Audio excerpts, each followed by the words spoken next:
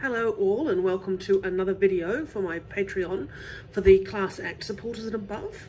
It's a lovely, well, it's a lovely day. It's a slightly overcast, at least it's not raining. I have the window open because it's a little humid, so I'm hoping it's not too noisy for today's talk. Again, just a very brief one today. Actually, I wanted to talk to you about Inktober and the principle that everyone needs to practice to get better. I often have tweeted and written about the idea that writing, like any other craft or art or skill that you have, doesn't just come naturally. Some people may have an innate talent or gift or desire, even just to do something creative, to write or act or draw or any of those things. But it's actually only through practice that you improve. I was recently, I'm working on a new book at the moment, which is partly based on two short stories that have previously been published for Talbot and Burns. So in the rewrite and introducing an actual paranormal element, as opposed to it just being a two-man Scooby gang, I've been rewriting those first two stories and adding all these extra ones. If you've been with me in my Patreon for a while, you'll have seen the works in progress from those stories as I've been going, and I said they've now been edited, the stories, to add this paranormal element. But in the process of editing those first two short stories, which were published about 5 years ago, I noticed, to my great relief, that I've in fact improved as a writer since then. There was some quite long, slightly clumsy phrases, some things that were just not as I would write them now. So it was a pleasure to be able to go through and change some of the material that was here's a thing that happened in the past, and I'm using he had been and they had been doing sort of grammatical phrasing.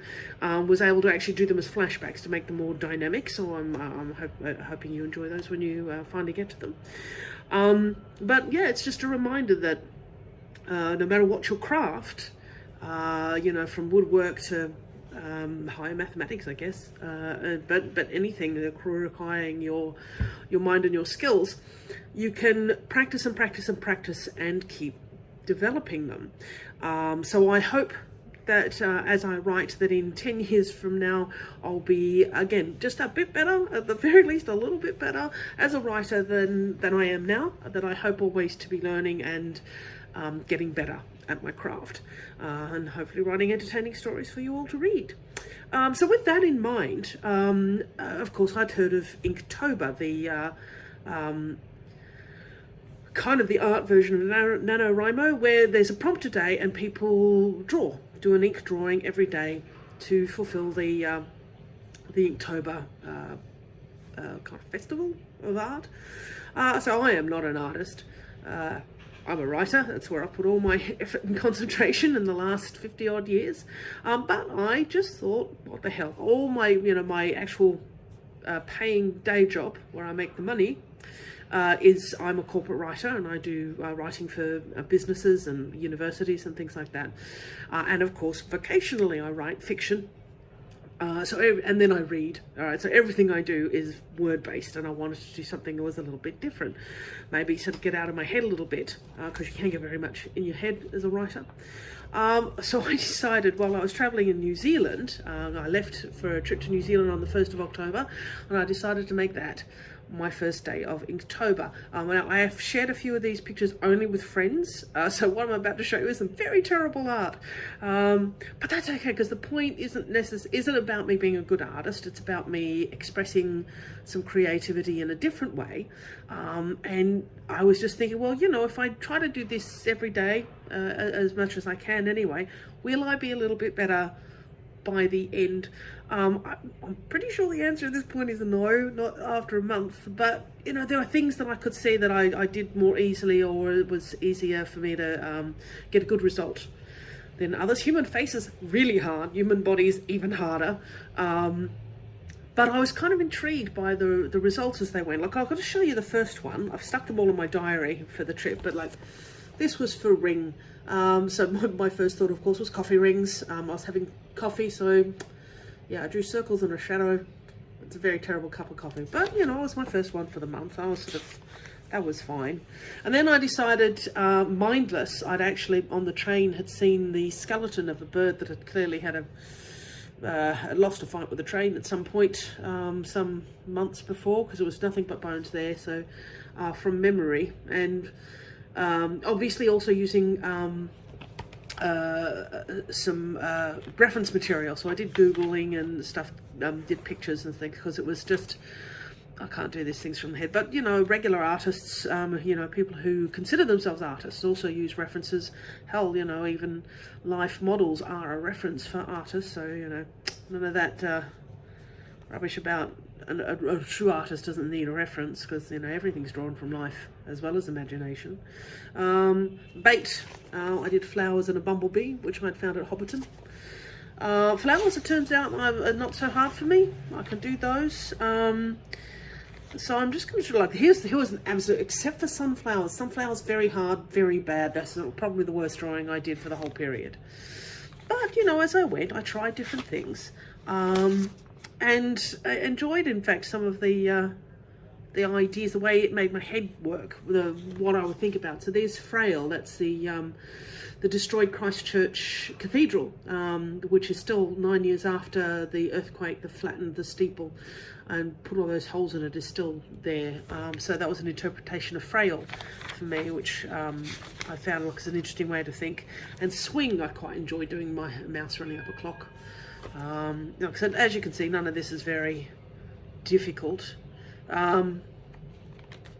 This one is from a book I haven't yet written, about Sherlock as a dragon and John as an owl. I actually have a proper artist that I'll be working with for that one, so don't worry that it's going to look like that. And of course there's my sort of rather infamous macabre sense of humour. Gave us that for Ghost. So it was a ghost pretending to be a person, pretending to be a ghost. Turns out Kylo Ren's mask, very hard to draw. Adam Driver, even harder. Right, so, you know, there we've got a couple little sketches for Inktober. One of my favourites that I managed to do was a very cranky looking merman who was not impressed about being caught in a fishing net. That's sort of it for the ones that I did in Inktober and kept in that book. But I've got a little, a couple of drawing books that I'm using at the moment to keep playing. Now, I haven't been able to do this on a daily basis, but I'm trying to do a little bit more. So there's a rose. And I've recently taken up wearing a CPAP machine to stop me snoring. So self-portrait with mask is not nearly as cool as Kylo Ren. And garden, I decided to use some coloured pencils. So flower crowns, flower beards, something that hopefully looks a little like Donald Gleason. So yeah, look, there's a little bit of an idea of some of the things that I've been doing. Now, I am intrigued, because I did feel that during the process of doing Inktober and a couple of the things that I've done since then, that I started to get the hang. Obviously still not very good, but I started to get the hang about how to approach drawing and how to get down on the page the thing that I'm seeing rather than the three-dimensional thing my brain is trying to tell me it's seeing, because they're not the same thing. So I'm sort of intrigued by this process of practice and to keep doing a thing, because then you start to notice where the errors are and how it's not working, and maybe get a handle on how to make things work better. So my thought for the next year, again, I haven't been able to do it every day, but I do have a list of prompts, annual prompts. So a prompt a day, 365 words to inspire. So art journal prompts. So I've got there, I'm way behind. I've only got as far as 5 imagination, and it was meant to start on the 1st of November, and already it's the 15th, so I'm 10 days behind. So I might give it a go over the weekend and play about with that. But I'm interested to see what happens in a year, if I've been able to at least do some level of drawing every day or every couple of days, to see if in November 2020 there's been any improvement. I will never be an artist. It's not where I put my focus. I'm not sure that it's where I have any talent either. But, you know, I find it interesting and fun and curious as a way to approach subject matter. So So apart from anything else, I guess if I'm ever writing a story about a struggling artist or someone who's trying and not working out how to do it, well, at least, it's kind of research to write that personality. So perhaps, I don't know if you've got something that you'd like to do as a bit of a challenge that, over the next month at least, if not the next 12 months, is there something that you want to get better in a craft that maybe you don't have any particular skill or even talent in, but that interests you, that's something you want to try out? So yeah, it's a little challenge from me to you guys if you want to do that, and share any of your results here on this thread here. But yeah, or if you've already been through that process, if you started art or something like some years ago, if you've got it before and after, what the intervening period of practicing constantly has meant, because I think it's not something that just is about art. It's about writing, it's about public speaking. I was at an event recently and was speaking to someone who was clearly very socially anxious, a little bit awkward about the possibility of having to get up and speak to people. And it may not come across like this now, but I used to be, many decades ago, much more anxious about speaking in public.